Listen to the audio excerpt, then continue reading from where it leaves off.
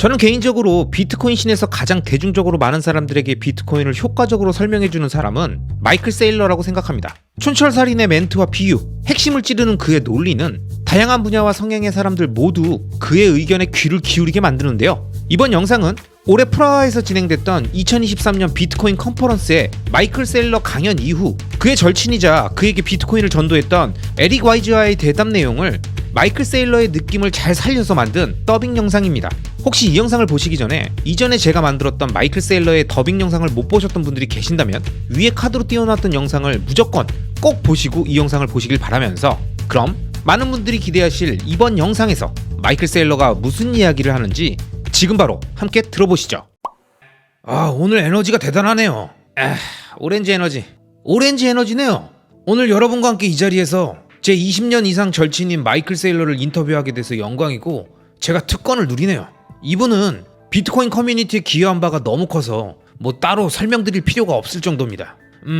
일단 거시경제적 관점에서 어떤 일들이 일어나고 있는지, 그리고 금리, 통화 뭐 이런 것들이 전 세계를 비트코인으로 향하게끔 하고 있는 듯한 그 현상에 대해서 이야기해봤으면 좋겠습니다. 저는 비트코인에 대해서 2020년 3월이나 4월쯤 알게 되었습니다. 당시 세상은 서서히 멈추고 있었죠. 금리는 0%고 코로나로 인한 봉쇄는 전 세계의 경제를 셧다운 시켰습니다. 비행기가 날지 않고 배도 출항을 멈추고 차도 다니지 않았고요. 금리가 제로가 되는 걸 보면서 이건 마치 시간의 흐름을 멈추려고 하는 것 같다는 생각이 들었습니다. 이렇게 약 18개월 동안 경제 전반은 얼어붙고 정체됐죠. 그러고서 한 1년 전쯤? 1년보다 조금 더 전에 연준은 단기금리를 올리기 시작했어요. 0에서 25, 거기서 50, 75, 100까지 그렇게 무지막지하게 위로 쭉쭉 500bp까지 올라갔죠. 이건 이제껏 우리가 살면서 우리의 비즈니스 커리어를 통틀어 봤을 때 가장 금리가 빨리 오른 시기였습니다.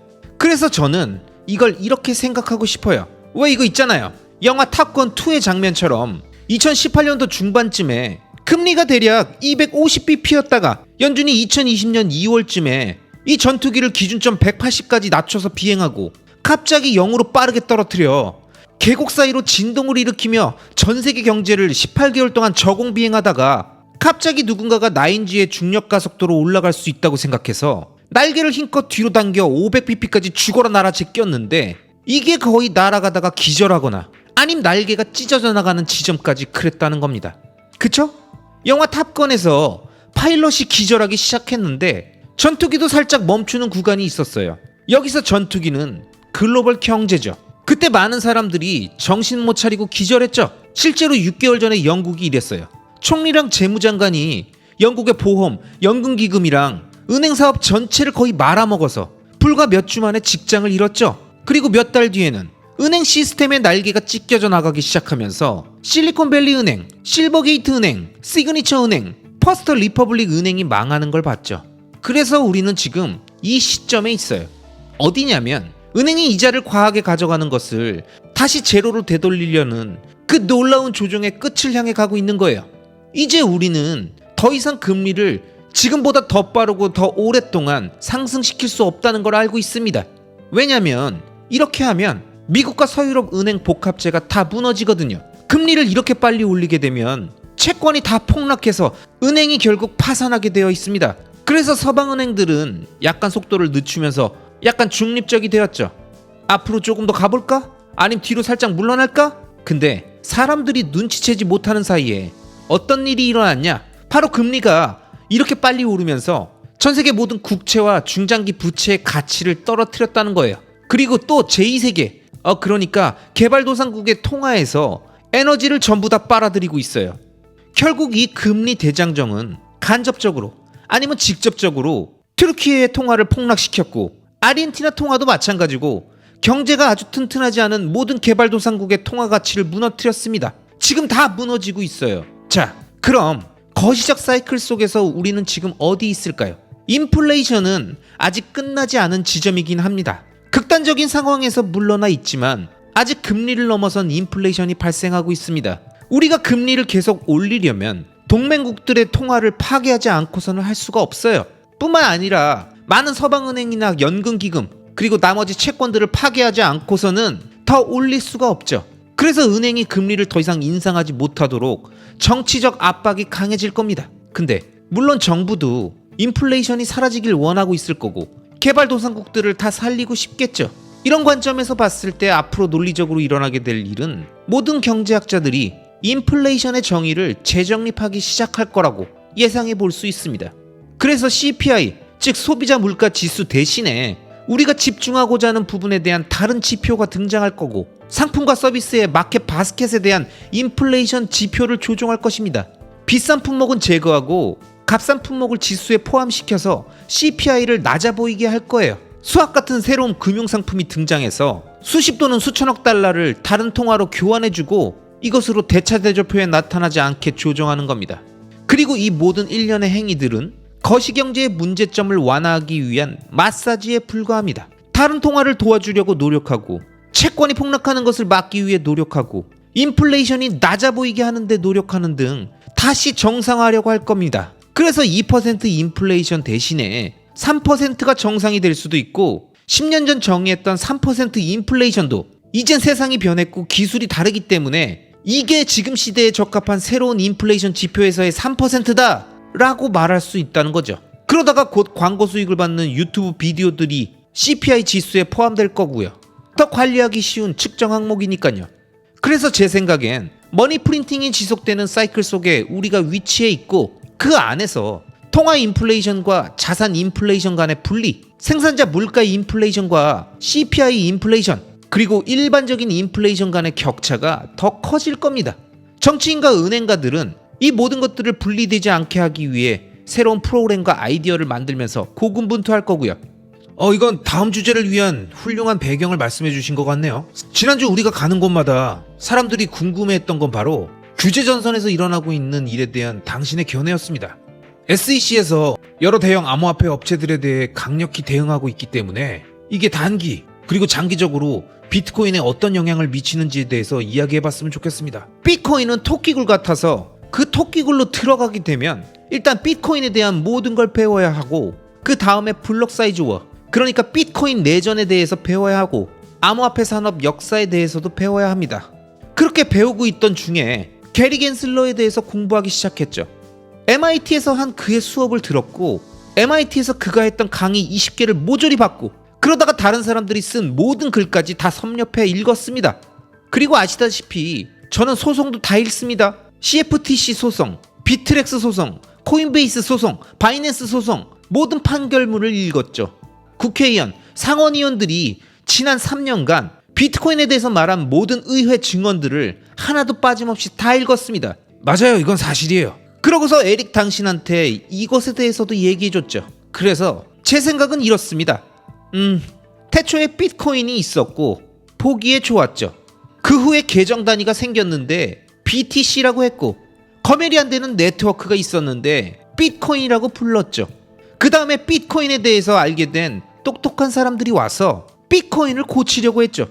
방금 비트코인에 대해서 알게 되었는데 비트코인을 고치러 왔어요. 이 사람들은 두 부류로 나뉘게 됐어요. 하나는 비트코인에 대해서 알게 되고 비트코인을 빡센 방법으로 돕고 싶어한 사람들이었죠. 이들은 라이트닝을 개발하는데 2015년부터 수년이 걸렸고 6년, 7년, 8년이 지난 지금도 여전히 진행하고 있어요.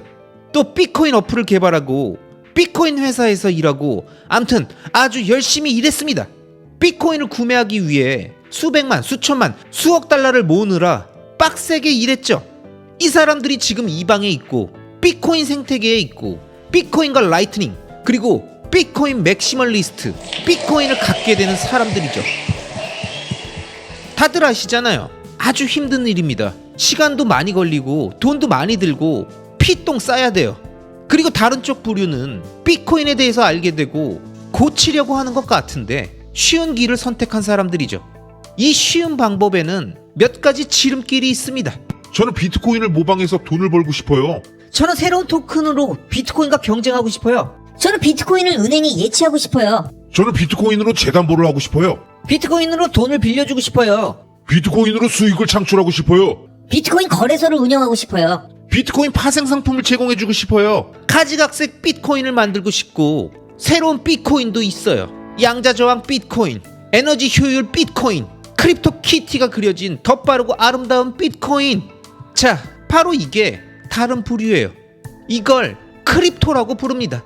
지금 그쪽에선 무슨 일이 일어나고 있냐면 이 사람들은 크립토라는 레일 위에 움직이는 미국 달러를 만들고 싶어하고 이건 변동성 없는 비트코인이고 1초 안에 거래되는 저렴한 크립토 네트워크에서 무료로 제공될 거라고 합니다. 근데 지금 규제 당국을 보면요, 스테이블 코인도 거슬리고 암호화폐 거래소도 거슬리고 이런 꼼수도 거슬린다는 겁니다. ICO 하는 것도 싫고 기업형 코인 발행하는 것도 싫다고 하고요. 이 모든 것들의 결과는 처음엔 비트코인으로 시작되었다가 다른 여러 형태로 나뉜 암호화폐 생태계가 결국 합쳐져서 다시 비트코인으로 통합될 거라는 거예요. 그리고 우리가 보게 될 것은 달러 대신 단위화폐는 BTC가 되고 해외 거래소 대신 비트코인이 암호화폐 네트워크가 되는 거죠. 만약 빠른 비트코인 네트워크, 빠른 결제 네트워크를 원한다면 그걸 이루어주는 건 암호화폐 거래소도 지분증명 토큰도 아닌 라이트닝이 될 거고 여기에 연료는 사토시가 될 거예요. 그리고 모든 것이 비트코인에 고정될 겁니다. 지금은 크립토 산업에 있어서 무척이나 고통스러운 시기예요. 뉴스에서도 볼 수 있잖아요. 아주 비싸고 고통스럽고 어렵게 얻은 교훈적인 사례인 거죠. 사람들은 비트코인을 믿었으나 알트코인과 크립토로 여러 가지 실험을 하느냐고 빠져나갔는데 결국 그들도 깨닫게 될 거예요. 10분마다 블럭을 뱉어내는 검열저항 네트워크를 원하는 이유가 다 있고 400배나 높은 해시의 디지털 파워를 내뿜는 채굴 네트워크가 필요한 이유가 있다는 것도 깨달을 것이고 라이트닝과 같은 유형의 네트워크를 구축하기 위해서 오랜 기간 동안 정말 열심히 일하게 되면 결국 보상이 따른다는 것도 깨닫게 될 거라고요. 이 사람들은 그동안 이런 것들을 무시하면서 우리도 이 케이크 한 조각은 먹을 수 있지 않을까? 우리도 달러를 화폐 단위로 하는 탈중앙화 네트워크를 갖고 빛의 속도로 그리고 공짜로 돈을 이리저리 옮길 수 있지 않을까? 에너지나 채굴 장비, 비트코인 없이 그냥 자체적으로 아무 코인이나 발행해서 채굴하는 데 드는 가스비를 그걸로 대체할 수 있지 않을까? 이런저런 생각들을 했죠. 하지만 결국 깨달을 겁니다. 비트코인이 가장 안전한 자산이고 리스크 없는 자산이고 검열에 저항하는 네트워크고 이 생태계의 예비 자산이라는 걸 말이에요. 여러분, 이번 영상에서 마이클 세일러는 현재 이 시점에서 어렵게 비트코인을 이해하고도 길고 험난한 정도의 길이 아니라 쉽고 빨라 보이는 길을 가겠다고, 비트코인을 이용해서 자신이 더 좋은 비트코인을 만들겠다며 비트코인을 따라하겠다며 엉뚱한 사업을 하고 자체 코인을 만들고 싸돌아다닌 사람들이 결국 자신의 어리석음을 이해하고 다시 비트코인 네트워크로 돌아오는 회귀의 과정이라고 설명합니다. 자, 그럼 이어지는 2부 영상에서 그들은 도대체 무엇을 착각했고 앞으로 비트코인은 어떤 형태로 진화할 것인지에 대한 아주 재미있는 내용들이 이어지니까요. 조만간 최대한 빨리 작업해서 선보일 예정이니까 많이 기대해 주시기 바랍니다. 아시겠죠? 그럼 오늘도 끝까지 시청해 주신 모든 구독자님들을 리스펙합니다.